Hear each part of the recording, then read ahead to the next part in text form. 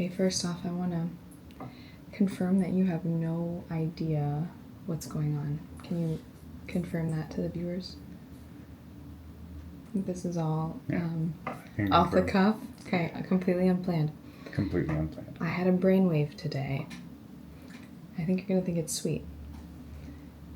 Well, we had a... She's been doing that a lot lately. We had a shared... thing. We had a shared brainwave a while ago that we haven't actualized. And I had a brainwave today that we need to just actualize it. So this is going to be our very first... Can you put a little thing here? If I go, Perennial, Millennials, can you like put a little thing? Yeah. Okay. So it's not here. Great. But picture it as like a neon sign that's usually in the background. Like we have like, you know. When we have 10,000 subs, we'll buy a real neon sign. It'll be in the back and it'll look really cool. That was the goal. So here's the topic. He doesn't know the topic, but you're gonna like it. Okay. So this thought came to me while nursing our sleepless baby earlier today, trying to get her to nap, after learning how to properly care for and prune fruit trees. And this struck me as a perfect first topic for Perennial Millennials because we've had trouble figuring out exactly what the identity would be of this side project. And even though this may not encompass the identity entirely, I realized that so much of what we do in nature has an as above, so below relationship with other parts of life, right? This first kind of came to me when we talked about your evolution as a person being similar to the life path of an individual tree, right? From seed to fully mature tree. Anyway, I digress. But I realized that a lot of pruning has to be done to support the tree to bear the best fruit, right? Yeah. So the parallel I drew in my mind specifically was that I was learning to choose 3 lead branches, and those lead branches then fractal into other branches. So I had this thought that every person has 3 branches as well: their private self, their home self, right? And then their home family self, and then a work social professional self, which I think those are all the same. So I wanted to hear those 3 things: work, personal private self, home and family, public facing, yeah, work, whatever. Yeah. And then from there, if you let your tree get too mangy, you can't really properly manage any of those relationships. Or if like your work branch crosses over into your private branch and then like chokes out all the airflow and gives room for disease to grow and not enough room for sunlight and airflow and stuff like that. So I thought you would like that. I thought you would like that, and I wanted to get really your completely organic commentary and expansion on that thought process. Okay. Well, so 2 things. First off, like, what is Perennial Millennials? I think you did a kind of good job of explaining that, but it's like, I guess this is our like podcast format, just like table talk kind of thing, where we answer questions from the thousands of comments that we get and all of our loyal for our viewers. Own posterity, though, all 2 of our loyal viewers. No, it's for us as well. It's good to talk these things out. So I guess Perennial Millennials is us just like from the heart, kind of sharing what's on our mind, what we have going on the farm. Maybe sometimes it'll be more like objective minded, but I do like the more abstract conversations about like what's actually going on in the inner workings of our mind and on our farm. So, that's what makes it perennial, in my opinion. That's what makes the title make sense, is for all of you that don't know this, a perennial plant is one that you typically only have to plant once, right? It either comes back from re-sowing itself through dropping seed or from the roots.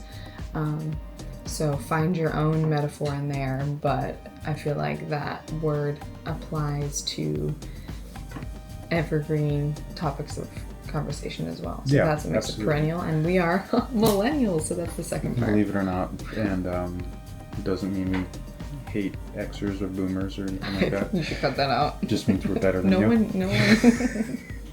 No one thinks all millennials hate Xers and boomers. Yeah, no. Like 80% of our viewers are Xers and boomers. It's true. 8 of all 10 of you. Yeah, we love all of our boomer followers. It's true. But yeah, so I guess to expand on the metaphor, I would say that, just talking about the proper pruning of a tree, just talking about the 3 branches. You've got one coming up the middle and 2 coming up the side. And you want to leave enough room for ample airflow and sunlight and room for those branches to spread. So I think, you do it. I'll keep talking. You do you. Lots of surprises today. So, yeah, I think that Trinity is spoken about a lot in different schools of thought and different religions, different philosophies. But another way of saying it, I guess, would be you have like your physical self, you have your mental state, and then you have like your spiritual state.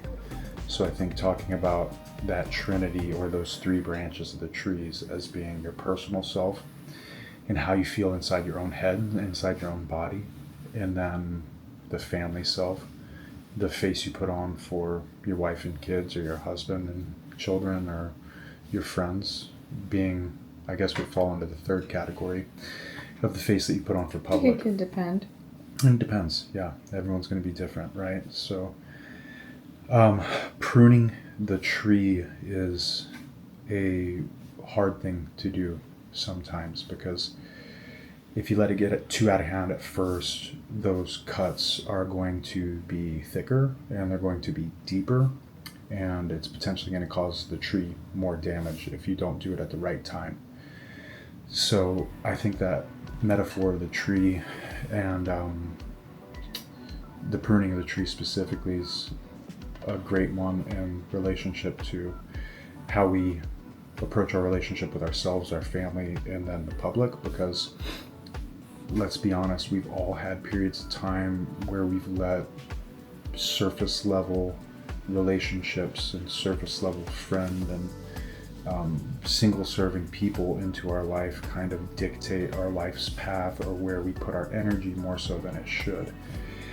And I know for Holly and I, not always by choice, it's just kind of our personality. People just don't enjoy us that much. But we've both made a decision, independently, somewhat collectively, that we were always going to provide people in our life the feedback that we would want reflected back to us in certain situations.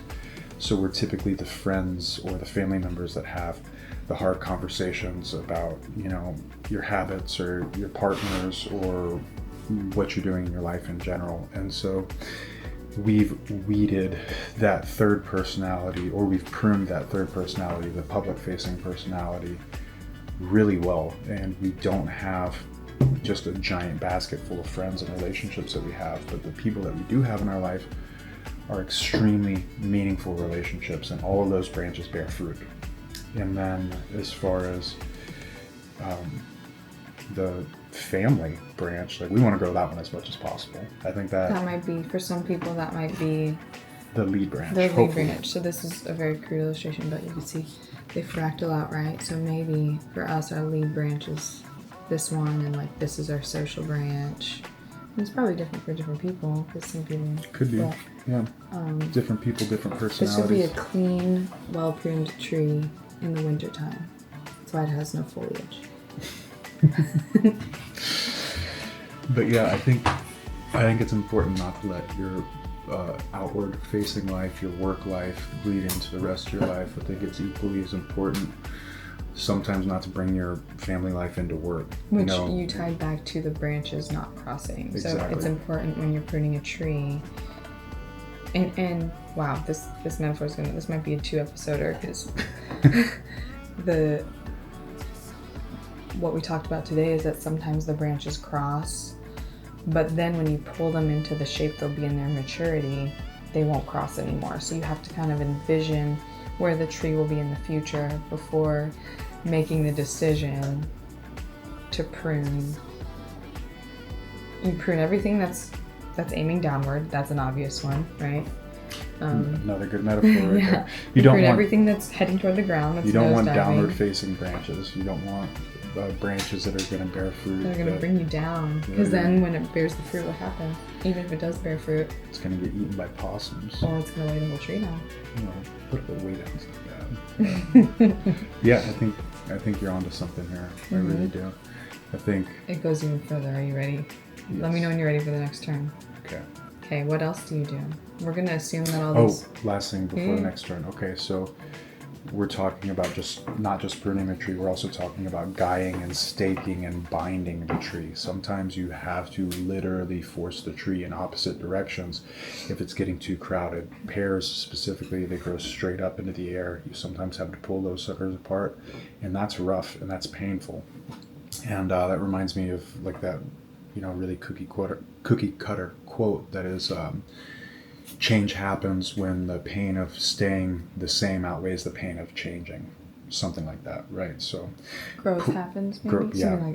Anyways, it doesn't really matter. He'll put it right here or something. Sometimes I just giving you stuff to do in post. He'll put the quote right here. Probably won't do that. But sometimes we're having to pull these branches into the direction that we want. And a personal example of that for me and for my wife, we both worked service industry and hospitality. It's where we met. We did that for over a decade. That meant we were going to work at like 7 p.m. or 9 p.m. and getting home and going to bed at 4 or 5 a.m. every day for me. It was almost every workday, but yeah. Every workday, yeah, for about 15 years.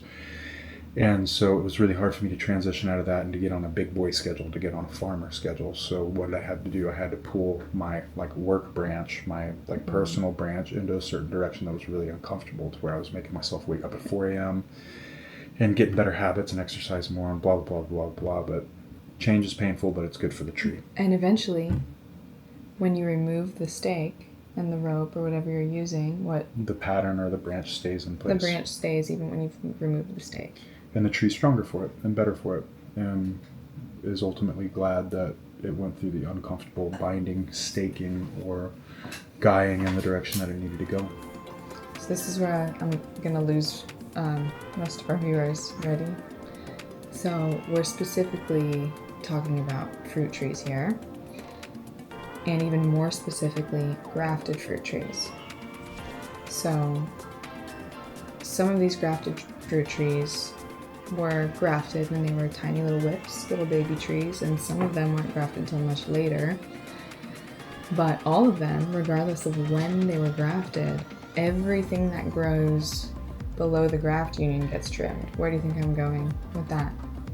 Or how would you relate that to this metaphor? Because for me, I this came to me and something came to mind, but I want to see if you end up in the same place with the metaphor. Well, on the surface level, good breeding and good genetics, that's probably not where you're going. I don't think that's where you're going with this, but I do think especially anyone that's thinking about a family or has a significant other who's been with someone for a long time, I wish we would have taken our family more seriously early. So concentrating on that family branch when it's the right time, but also making the right decision about who you're going to spend the rest of your life with, i.e. good genetics, having good cultivars, having good stock represented in your nursery that's actually going to bear good fruit and grow well in your environment. That's the first place I would go with that. Secondarily, it's you weed out all the bullshit. You remove everything that isn't going to bear good fruit in your life. Is that kind of? That actually is kind of where I was going, but the graft itself, so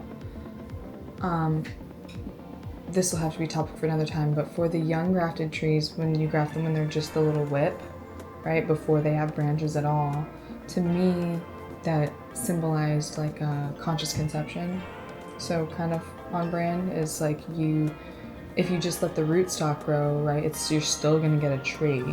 Right. But you don't know anything about the fruit that will be produced of that tree. Whereas if you graft the tree, you know exactly that you've combined, if you want to get really specific, in a way, the actual roots and the rootstock to me would be like the egg, right? And then Right. you're selecting the genetics to actually graft into the tree.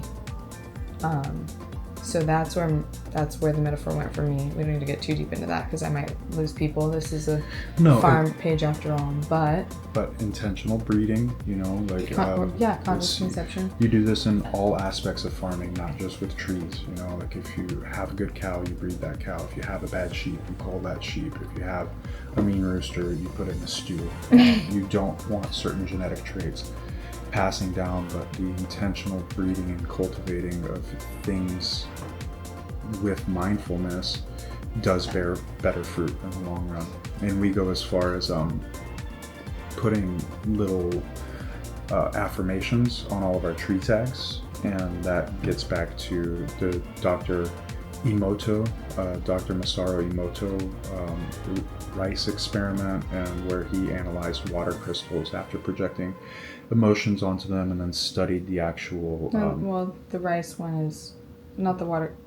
He did both of those experiments, but basically, you can and can't different outcomes by just how you speak and how you think in the direction of all things physical in this world. So we write little love notes on all of our tree tags because besides selecting good genetics, we're also trying to Can you insert that?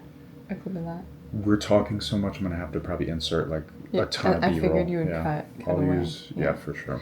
The last thing I was going to say about the graft unions is it could also, for like grafts that fail or for older rootstock, or if you let's say you found a native, I don't know, what do we have native here? Persimmon, right? Mm-hmm. And grafted onto it. That could represent like the dark night of the soul or the turning point in an individual's life, because then after that you would trim everything below that point no matter what, right? So it's like as soon as you've had your turnaround or your awakening, then anything that happens that's a remnant of the old version of self is just like no questions. There's no reason to leave it. Unless, I guess, like you said, sometimes you would graft onto, you would like leave a branch of the rootstock with intention to graft more of the other varietal on later. Yeah. So. Yeah. The only way I could think of something like that is like if you like had anger problems, but that anger fueled you to exercise more, then I would say like do not try to like dampen certain emotions or certain character traits, but just try to enhance them and shift them in the direction that you actually want to grow. So I could see how that metaphor would play out. But yeah, we stay grafting onto natives out here, but we also have a lot of them too. So I think it's important to use what you've got and be honest with yourself about where you're at with everything, but also to pull on your branches and prune everything that doesn't serve you. Yeah. I'm sure this I'd actually call it maybe an allegory more than a metaphor, because there's a lot of story involved. It could probably continue getting more detailed, but maybe we should save it, see if the people like it. Yeah, I mean, I hope they do. My aunt's gonna like it, and my mom's gonna like it, so that's all that matters. Thanks. Yeah. Thanks for watching. This has been Perennial Millennials. See you next time. This is the part where we pantomime, and then I'm gonna like roll music and.